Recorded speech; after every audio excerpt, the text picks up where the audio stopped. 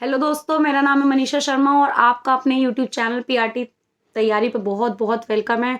तो जैसा कि मैंने टेलीग्राम पर आपसे पोल लिया था कि कितने लोगों ने मॉक दिया, किसने एनालिसिस किया और किसका क्या स्कोर रहा, तो मैं इस वीडियो को टुकड़ों टुकड़ों में डिवाइड करके बात करूंगी। उससे पहले तो मैं आपको ये बता दूं कि जो लोग मॉक टेस्ट नहीं दे रहे हैं वो जिंदगी की सबसे बड़ी भारी गलती कर रहे हो। ठीक है, जो बच्चे बस पढ़ रहे हैं पढ़ रहे हैं और पढ़ रहे हैं और पढ़ के पेपर देने चले जाते हैं, मैं ये नहीं कह रही सिलेक्शन नहीं होगा, बट बहुत भारी गलती कर रहे हो, बहुत प्रॉब्लम फेस कर सकते हो। इसका हर्जाना आप भुगतोगे, एक अपॉर्चुनिटी मिस करके, कई साल बर्बाद करके और बहुत सारे दुख को झेल के। ठीक है, अब आप मेरे को एक बात बताओ, मान लो कि कोई कुश्ती करने वाला है, वो अकेले में किसी पुतले के साथ कुश्ती करे जा रहा है करे जा रहा है करे जा रहा है, लेकिन रियल में उसने किसी इंसान के साथ कुश्ती करके नहीं दिखी और रियल अखाड़े में उसने कुश्ती करी, तो क्या होगा? कोई स्ट्रॉन्ग कैंडिडेट मिल गया तो उससे तो पता ही नहीं कि सामने वाला भी टेक्निक अपना सकता है। अभी तो क्या पुतला कुछ कर नहीं रहा था ना, कि प्रैक्टिस के टाइम पे अपना पसीना बहा लो। ठीक है, बैटल फील्ड में खून बहाने के बजाय, इसका क्या मतलब है कि रियल एग्जाम में फेल होने से या नंबर कम हो जाने से या फेलियर देखने से बेटर है कि आप उतना बार उस एग्जाम की प्रैक्टिस करके देख लो, उससे पहले उसका आकलन करके देख लो कि एग्जाम कैसा होता है। ठीक है, तो देखो मॉक टेस्ट देना बहुत जरूरी है। किसी भी सक्सेसफुल जो स्टोरी है, किसी भी कॉम्पिटेटिव एग्जाम की, कोई भी टॉपर होगा या कोई भी सिलेक्टेड कैंडिडेट होगा, वो आपको ये बोलेगा कि भाई मॉक टेस्ट देने चाहिए, प्रीवियस ईयर करना चाहिए। क्यों करना चाहिए? वो पागल है?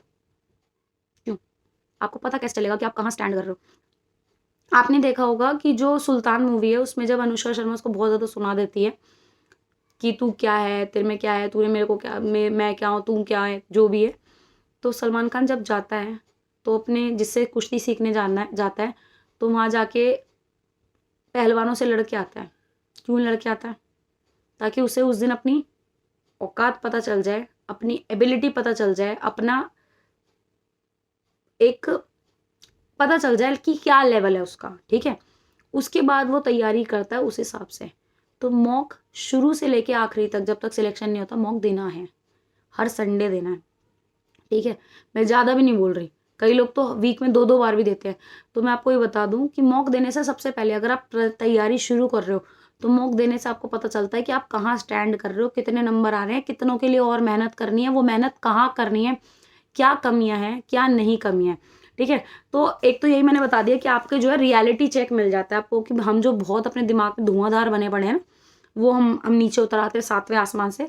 उसके बाद हमें पता चलता है कि हम क्या क्या गलतियां कर रहे हैं, कभी किसी किसी जगह हम रीडिंग मिस्टेक्स कर रहे हैं कि हमने क्वेश्चन ध्यान से नहीं पढ़ा, क्वेश्चन कुछ था, कुछ का कुछ समझ लिया, कहीं पे सिली मिस्टेक्स की, कहीं पे ऑप्शन लगाना था ऊपर वाला, लग गया नीचे वाला, उसको सेव एंड नेक्स्ट कर दिया।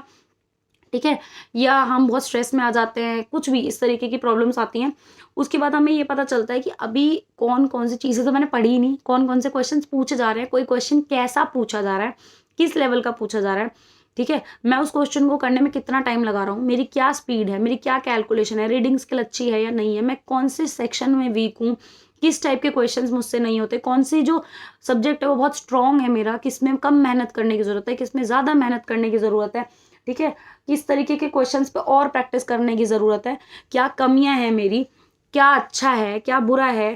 ठीक है, कितना एक्यूरेसी आ रही है, कितने में नेगेटिव मार्किंग में अपने मार्क्स लूज कर रहा हूँ, या नेगेटिव मार्किंग में बहुत अच्छी ज़्यादा नंबर नहीं कटवा रहा, मैं तुक्के बहुत अच्छे मार रहा हूँ, मैं एलिमिनेशन बहुत अच्छे से यूज़ कर रहा हूँ। ठीक है, और जब आप अच्छे से करते हो तो कॉन्फिडेंस भी आता है, तो आप उसी हिसाब से अपने पेपर की तैयारी करते चल जाते हो। जब आपको पता चलता है ये कमी है, इस पर काम करना है, फिर आप वो ऐड कर लेते हो, इस चीज़ को पढ़ना है। ठीक है, आप उसकी स्ट्रैटेजी बनाते हो कि अब मुझे इस एग्जाम को इस तरीके से देना है। ठीक है, कई लोगों को पेपर देना भी नहीं आता, अभी मॉक टेस्ट अप्लाई करना भी नहीं आता, किस टाइम को टाइम डिवीजन नहीं आता, टाइम मैनेजमेंट का नहीं पता है। ठीक है, दूसरी बात, 2 घंटे लगातार एक ही चीज़ पे बैठना, उसकी प्रैक्टिस होती है। और एक बात बता दूं मैं कि पढ़ने से अगर सब डॉक्टर बन जाते हैं ना, तो उनको इंटर्नशिप नहीं करनी पड़ती। बात समझ आ गई मेरी बात? तो डॉक्टर को पढ़ने के बाद में एक्चुअली में पेशेंट्स के साथ काम करना पड़ता है। हम भी टीचर्स हैं, थ्योरी पढ़ने के बाद भी हमें क्लासरूम में काम करना है, क्योंकि एक्चुअल में हमें करना है। ठीक है, तो आप सोचो पढ़ने से हमारा हो गया और हम कर लेंगे, तो नहीं हो पाएगा। आपको प्रैक्टिस करनी पड़ेगी कि एक्चुअल पेपर कैसे दिया जाता है, पेपर कैसा होता है, क्या क्या करना पड़ता है। ठीक है, तो उससे क्या फ़ायदा होता है, एक तो ध्यान से देखो, एक तो आप अपनी प्रोग्रेस ट्रैक कर पाते हो कि हाँ भाई मैं, जब आप रेगुलर मॉक टेस्ट देते हो तो आपको पता चलता है पिछले वाले मॉक टेस्ट में इतने नंबर थे, इस वाले में इतने थे। लगातार अपनी परफॉर्मेंस आप एनालाइज कर पाते हो, और जब आप इम्प्रूव करते हो तो आपको अच्छा लगता है कि हाँ यार मेरी मेहनत सफल हुई, ठीक है। और आप डिक्रीज होते तो आपको दुख होता है कि यार मैं कहीं कहीं कमी महसूस कर रहा हूँ। तो ये वाली चीज़ है कि आप एक तो एग्जाम में क्या क्या आ सकता है, एग्जाम वाले दिन क्या सा एक्सपेक्टेशन रहेगा, एग्जाम डे वाले दिन क्या होगा, आप पहले से उसके लिए रेडी होते हो, मेंटली रेडी होते हो, तो आप मेंटली एंशियस फील ही नहीं करते, ठीक है।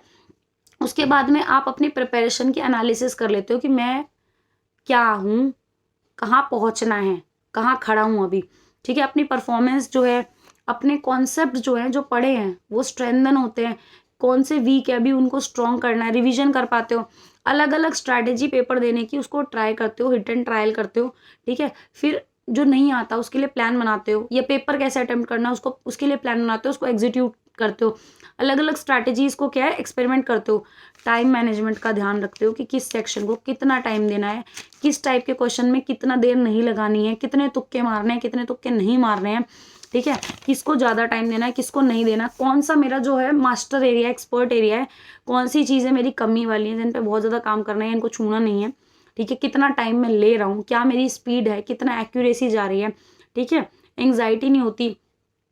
और क्या होता है कि हम अपनी गलतियों को सुधार लेते हैं, अपने जो डाउट्स होते हैं उनको क्लियर कर लेते हैं। क्या आपको मेरी बात समझ आ गई यहाँ तक कि मॉक टेस्ट का क्या फ़ायदा है? तो मॉक टेस्ट देने की बहुत ज़्यादा ज़रूरत है। अब हम नेक्स्ट वीडियो में ये बात करेंगे कि मॉक टेस्ट कैसे देना है, ठीक है।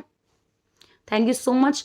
अगर आपको वीडियो अच्छी लगी हो तो प्लीज़ कमेंट करके बताएं कि आपने लास्ट मॉक दिया था तो आपका कितना स्कोर रहा था, और आपने कितने मॉक अब तक दिए हैं या दिया ही नहीं है, क्या स्कोर आपका, क्या स्टेटस है मॉक को लेकर। Thank you. वीडियो को लाइक करें, चैनल को सब्सक्राइब करें और वीडियो को शेयर करें। Thank you so much.